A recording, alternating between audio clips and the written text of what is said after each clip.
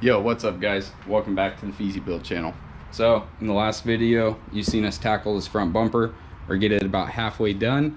I'm pretty happy with the shape so far, but we do have more important things to be doing. So I'm gonna go ahead and lay that to the side and we'll pick back up with that later. Actually, one thing I do want to pick up on this, I found a fiberglass supply area here in Skagit County, literally called Fiberglass Supply, to get all the rest of the materials, the gel coat and stuff to make the die for this thing. So good news for that. It's looking up, but like I said, we got more important things to tackle. Number one's getting motor oil in this thing. It's been several months that hasn't had motor oil. It's getting very cold here in Washington. Things start to condensate, surface rust. I don't want no part of that. So today I'm going to be installing this oil pressure gauge because we needed an oil pressure gauge. The last one was a no-go. The valve cover gasket, a new oil feed line. The one that I had back there was a kinked, so you know that could have been catastrophic failure on the turbo. Just not worth risking it.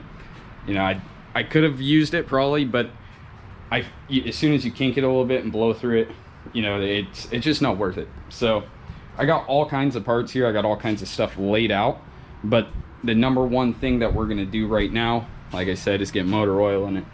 I am going to be shooting like 3 videos today because I got all the parts, but I need to make, you know, get content out there and have something to go on. So I'm going to separate them. So we'll talk more about this stuff later. But for right now, like I said, focusing on this. So coming back over to here, we're going to have to put the rest of the bolts in the oil pan. You know, go figure, I didn't have them all when I put the motor together. And if you were going to be installing an oil pressure gauge, you would need to remove the old oil pressure sensor from the block, the OEM one. I don't have very good lighting in here right now, or my backlight or anything with me, so I'll go ahead and insert a picture right here where it is. For me, I just had a 15/16 socket that fits perfect. You know, I'm not honestly sure if that's the right socket, but it's not gonna strip it, it's not gonna ruin it or anything. So you go ahead and pull that out of the back of the block. Then you come in to your oil pressure gauge. I'm gonna set you guys up.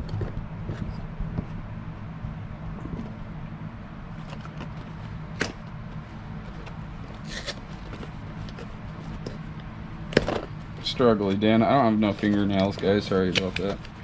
But your new kit should come with the sensor. If it doesn't, don't buy it. You need the sensor.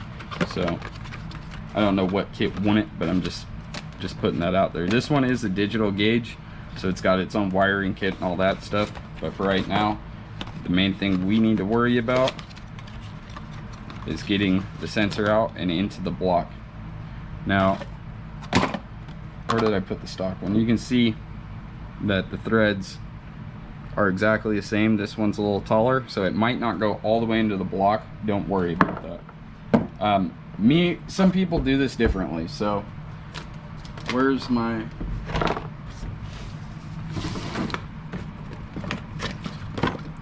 gotta find my thread tape, guys. I got a big mess up here, but basically the first thing you need to do is thread tape this. Now you want to go the reverse direction that you're going to be tightening, so that the thread tape doesn't rip out as you're tightening it in, right? So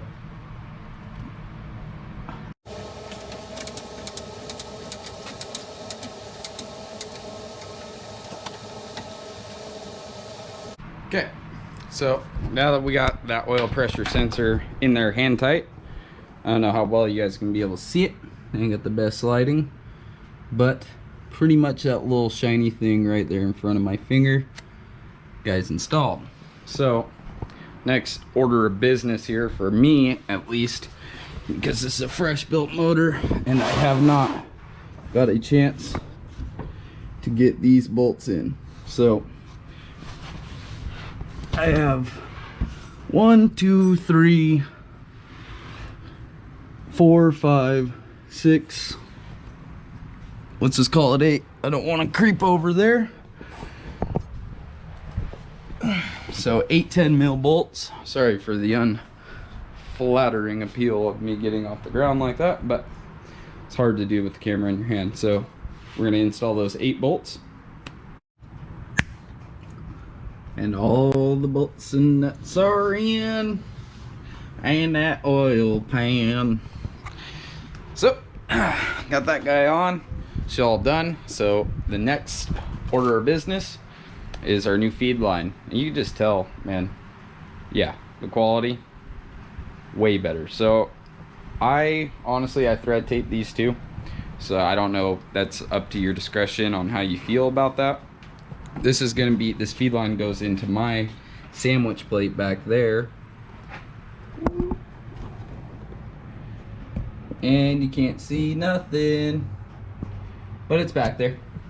So this is like the most struggly thing, because you'll see these are fixed, this side's fixed, right? So you have to spin the entire line in. I seen this dude, he had a really nifty little setup here. I'm gonna go ahead and set you guys down. I don't have anybody to hold the camera for me, but he had like a little nifty setup that he would actually put this through a tube so it didn't bang stuff up. What I do is I just try to get the line as straight as possible, like this, and I go directly to my area, which is my sandwich plate.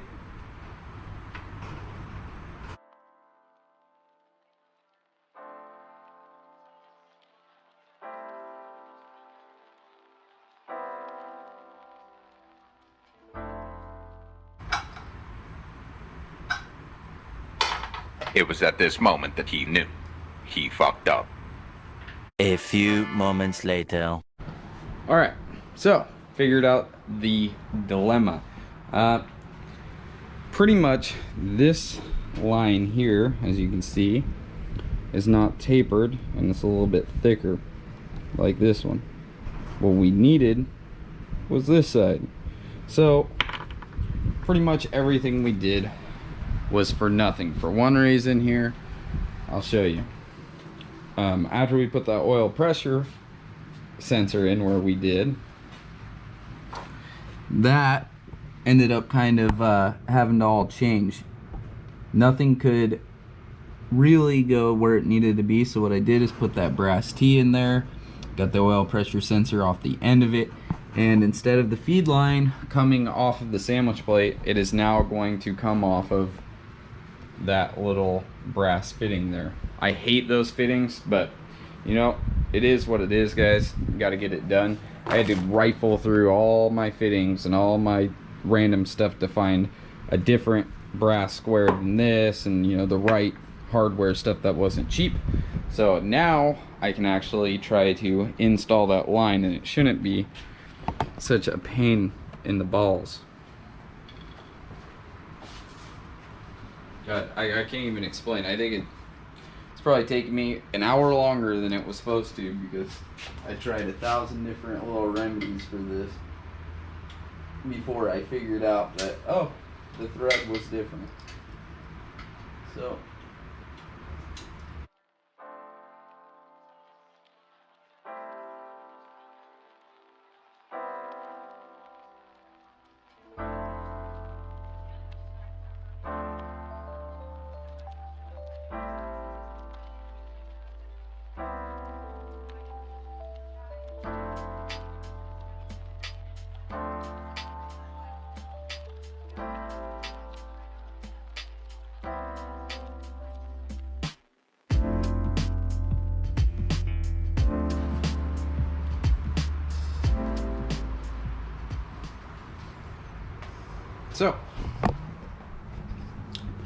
what I'm going to do is secure it right here at that screw hole with a like hose clampy deal, tie down finger.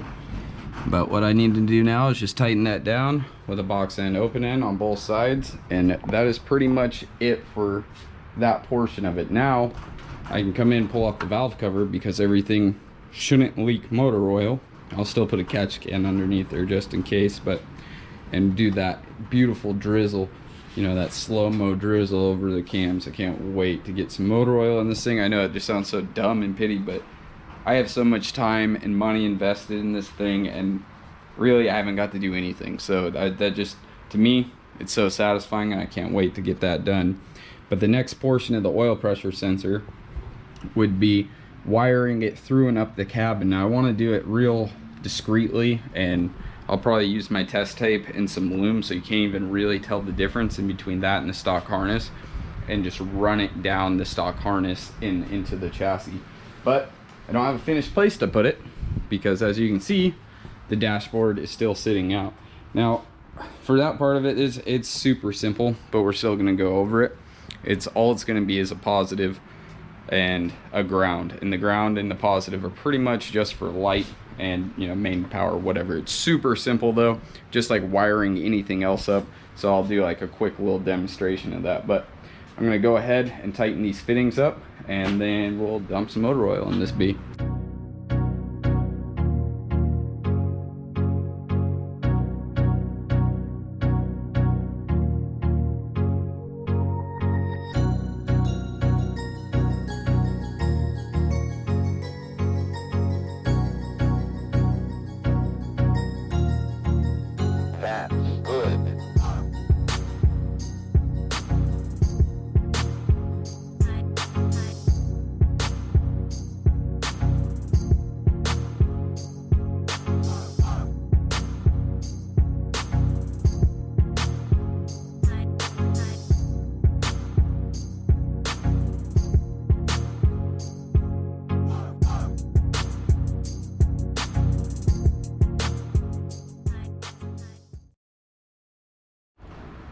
Alright, plugs in, motor oil in.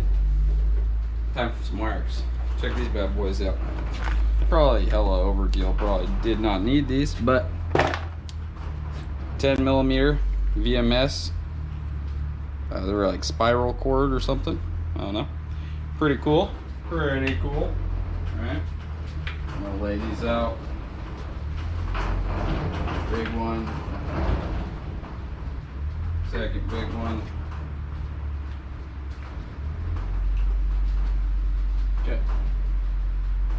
So this one will go to this one.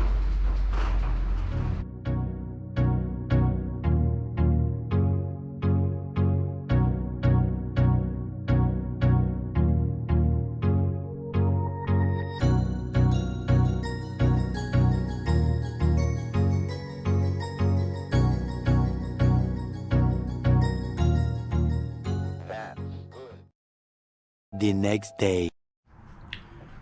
All right, so oil pressure sensor installed, gauge, all that, still not wired in. So, oh, by the way, new day, next day. So I figured I'd show you guys to wrap out this video what that oil pressure gauge looks like and essentially how you would wire it. So come over here to my daily,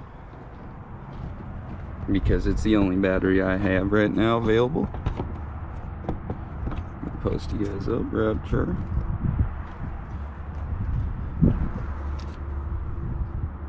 We're gonna touch the green and the red to the positive, and the black to the ground. Let me turn this up like that.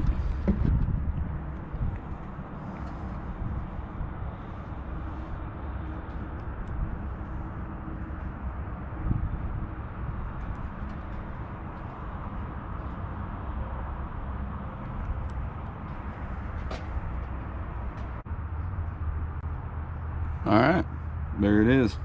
So upside down, but you guys get the point. All right, so pretty much for the wiring to that, the only reason I was touching the green is to get some signal, but this green wire here is going to go to the back of the sensor, right? So you can kind of see the sensor back there, maybe right there, right? I think that's it. I'm trying to get in there. Right there. So you see that little sensor? There's a prong off the end of it. That is just one of these little slide-on prongs, nothing special. You'd put that onto the end of the green, wire that to the sensor. The positive would come down to your fuse box. And there's a couple different ways you can do this. Sorry about the poor lighting, but in a fuse box, there's where one of your fuses you're not using. Let's say you have an auxiliary port for the sunroof or power windows, but you ain't got power windows, but the fuse is still there. You can use a fusible link and use that positive right to there, or you can be ghetto like me, run the wire in and just push it in the side of the fuse in the box. And the black, of course, is just the ground, and that is it. That will wrap up the oil pressure sensor install, and hopefully it helped you guys out. If it did, please give me a thumbs up, maybe subscribe to see more, and catch you on the next one.